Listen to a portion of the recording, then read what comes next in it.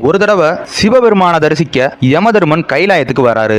அப்ப கைலாயத்தோட ஒரு வாசல்ல ஒரு சிட்டுக்குருவி உக்காந்துருக்கு. அப்ப இத பார்த்த யமதர்மன் கொஞ்ச நேரம் அந்த சிட்டுக்குருவியை பார்த்துட்டு அதுக்கப்புறமா சிவபெருமான தரிசிக்க போறாரு.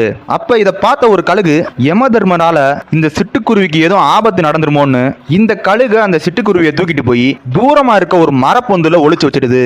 இதுக்கப்புறமா சிவ தரிசனம் முடிந்து வெளியே வந்த யமதர்மர் இங்கிருந்த சிட்டுக்குருவி எங்க போச்சுன்னு யோசிச்சு நிக்கிறாரு. அப்ப இத பார்த்த அந்த கழுகு யமதர்மர் கிட்ட வந்து, உங்களால அந்த சிட்டுக்குருவியை எதுவுமே பண்ண முடியாது, நான் அந்த சிட்டுக்குருவியை தூக்கிட்டு போய் ஒரு தூரமா இருக்க இடத்துல ஒளிச்சு வச்சுட்டேன் அப்படின்னு அந்த கழுகு சொல்லுது.